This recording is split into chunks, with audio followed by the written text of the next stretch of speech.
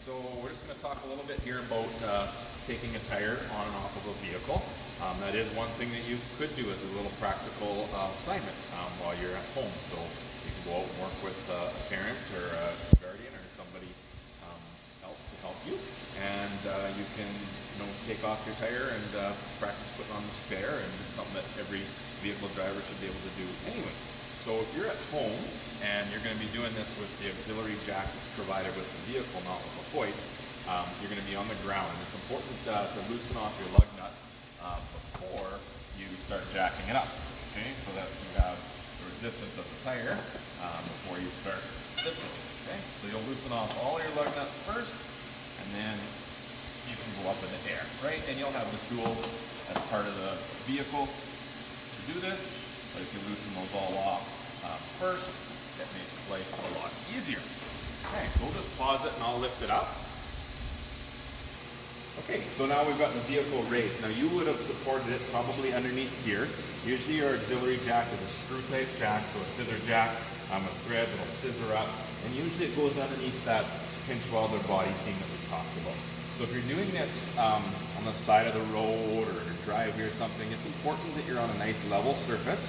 You still should try and block that back tire, right, so it doesn't roll this way on you, but it can walk forward this way as you jack up. So make sure your jack is nice and square, not tipping over like this or on uneven ground, okay? Now if you're doing this on the side of the road, you don't usually have an auxiliary jack stand or things like this that you can put under it, so you don't want to go underneath the vehicle. You want to work from the outside and not like sit down and put your feet underneath or something where if the jack slipped, it would fall on you. Okay? So as long as you have your jack set up properly, and you can follow your owner's manual instructions for that too, it'll show you exactly where to put it, how to put it, and your jack's secure, you can take off the tire with very little risk because you're not actually under the vehicle. So that's very important, not to put your hands in a pinch point or your feet or anything like that. Okay? So once it's up in the air, you can finish taking off your lug nuts. Okay?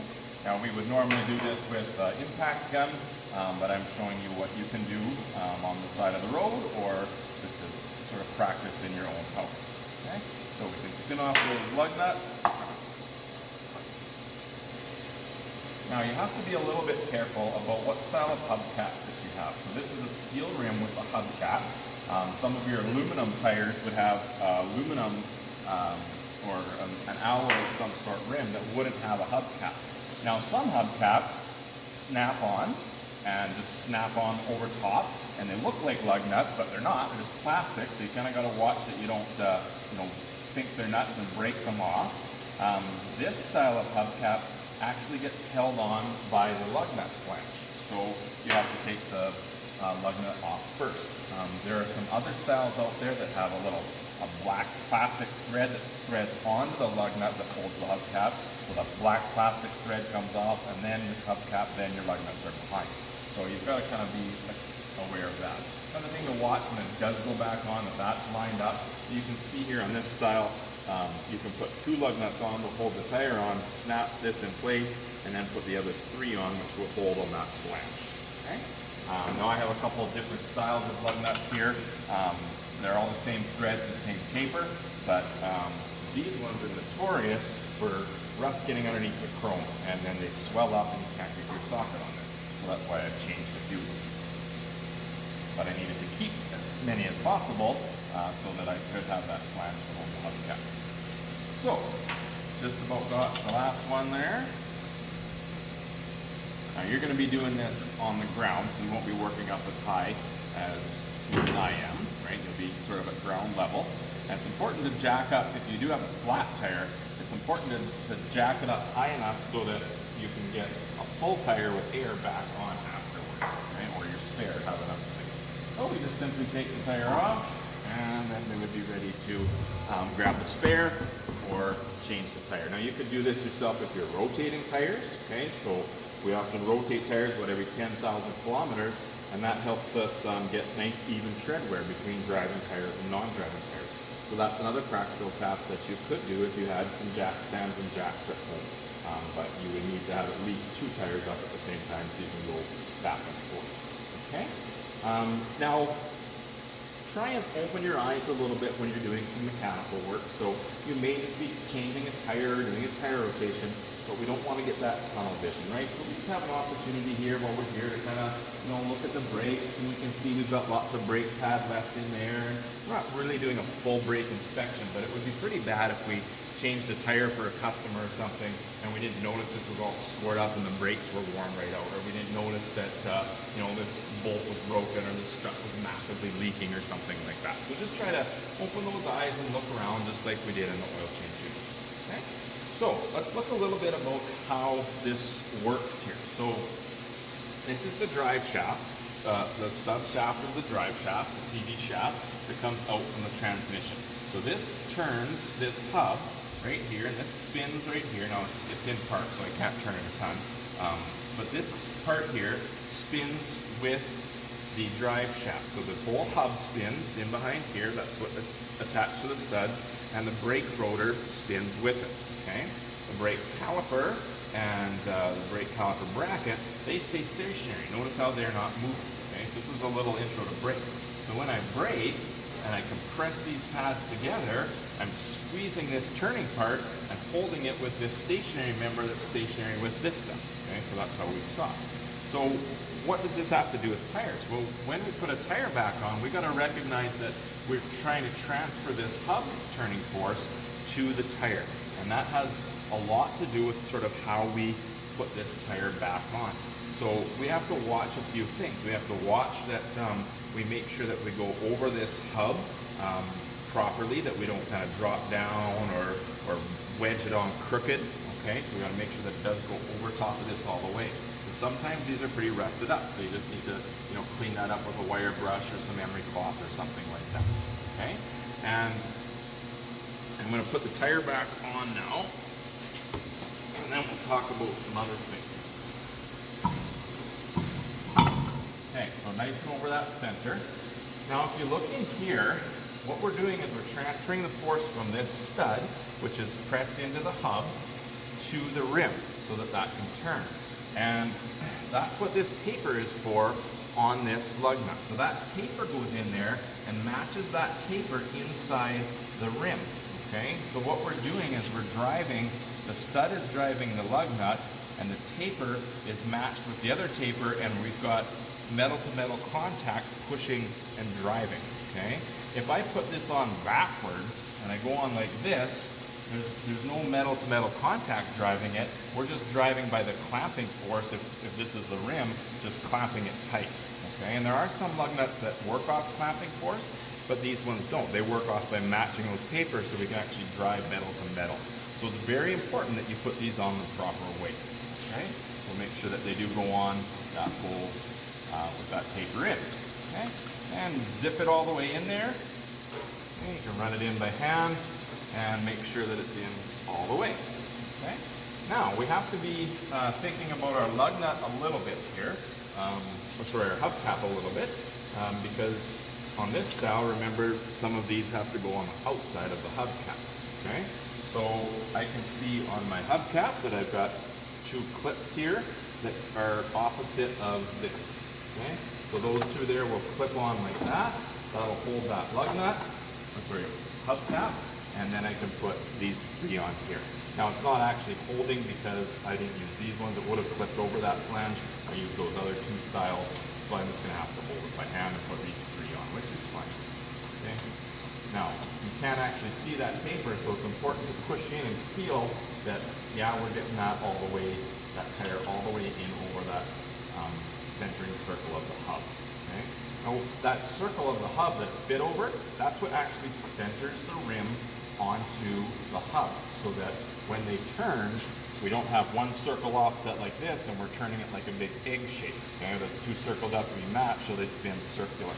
Alright, so that is what we actually call a hub-centric rim. Okay? There are other ones, like on a trailer tire, where the lug nut's actually centered. It's called lug-centric. Okay? But in this case, that hub centers it. So if you have, you change rims, put on a bigger rim and it has a bigger center circle, that's where you need those rim spacers so that you can center that rim. Okay? So now we'll just tighten this up. Now this is a very, very important step. Now you don't have a torque wrench, okay? You might not have a torque wrench at home.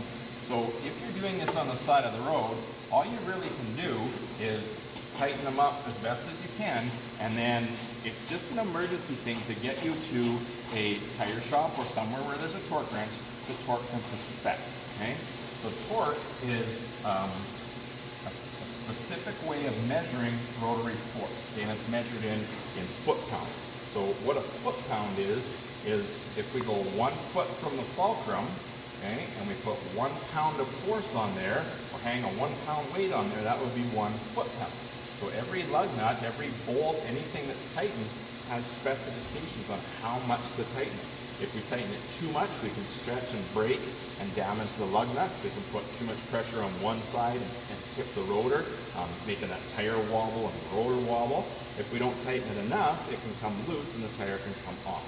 So torquing it exactly to spec is very important. Now we don't have that ability just with a hand ratchet out on the side of the road. So you just got to make sure you got them good and snug, and then you get straight to a tire shop or any garage with a torque wrench that can torque them for you. So if you do this at home and you don't have a torque wrench or you don't have the torque spec, you're going to have to just slip into a tire shop and have the tires torqued up for you. If you do have a torque wrench, you can look the torque spec up. Often it's in your owner's manual. If not, there's some sites online you can find it and get that torque spec and torque that up. Okay? It would be common, don't use this as a spec, but just to give you a rough estimate, a lot of cars are between about 80 and 100, and a lot of trucks are in that 100 to 140 range. Okay? So we'll just pause it, and then I'll let it back down so we can torque it. Yep. Okay, so we've let it back down. If you're doing this at home, you would have either a floor jack or your vehicle's jack that you let it down. Now at this point, you've already snugged these up. Now it's important that they were a little bit snug so that they don't have space for that tire to wobble and change on that hub-centric circle that centers it. Okay? So now we're going to take and tighten this up the rest of the way. So if you're doing this at home and all you have is your tire wrench, you're just going to have to pull on it, fairly tight and make sure that they're good and snug, and then go straight to a shop to torque them. Okay? If you have a torque wrench, which is a great tool to have, just to have one in case you're changing tires sometime, you would set it to the correct spec. Now I know the spec for my vehicle is 100, so I'm going to set it to 100. Otherwise I would look up the spec and make sure. You don't want to guess and just say, oh yeah, it's probably 100. Okay? So now we're going to torque it to spec. Now, it's very important with a torque wrench to pull nice and smooth, okay, until it clicks. Now, that one looks like I've over-tightened them a little bit with the ratchet. So I'm just going to loosen them off so that they're not over-tightened on me. And just kind of gently snug them up. I guess I'm stronger than I thought I was. We do want them at proper spec, so I'm just going to back them off a touch and make sure that I torque them up. Now this is a common problem when people use an impact gun to torque them. So you can run them in if you have an impact gun, but you've just got to be so gentle and stop. If you go and torque it and none of them are moving, we've probably over-torqued it, and you should loosen it off and then re-torque it. And if it takes the new torque again, then we know that that stud is okay. Okay, so we just get nice and smooth until it clicks and stop. And now we want to go in a crisscross pattern, right? Which you probably saw me doing when I was doing it with the regular wrench, okay? And what that does is make sure that it goes on nice and even, okay? If we tighten these two, it can tip that tire in like that and not get fully pushed on nice and straight and all the way across that hub. Okay? Once we've gone crisscross, then we can take and go around the circle and make sure they're all tight. Now, you may see lots of people rushing and trying to do this really fast, and that will over-torque it. Okay, I've got a little tool that calibrates these, and if you kind of click too fast, sometimes it'll go like 20, 30, 40 foot-pounds over without much effort, okay, because it's a big, long wrench. So you do have to be careful with that. Okay? Once it's torqued properly, then you're good to go. The only other thing is anytime you take a tire off within 50 kilometers, you want to be re-torquing that. So if you're changing a tire off on the side of the road and you've still got 100 kilometers or whatever to go before you can get it torqued and get the proper tire on instead of the spare, you want to at least stop and just make sure that they're tight with that ratchet. Okay, so just make sure that they're tight until you get them properly torqued. Once you get them properly torqued, re-torque at 50 kilometers. Now the reason for that is they kind of set themselves in there a little bit. A lot to do with expansion and contraction. On a steel rim, it's not as big a deal, but an aluminum rim, it'll kind of compress and squish, and then when it heats up and expansion contraction happens, sometimes they just like to come loose. And so we always re-torque after 50 clicks, and then that seems to kind of set everything in place properly. Okay, so that's it.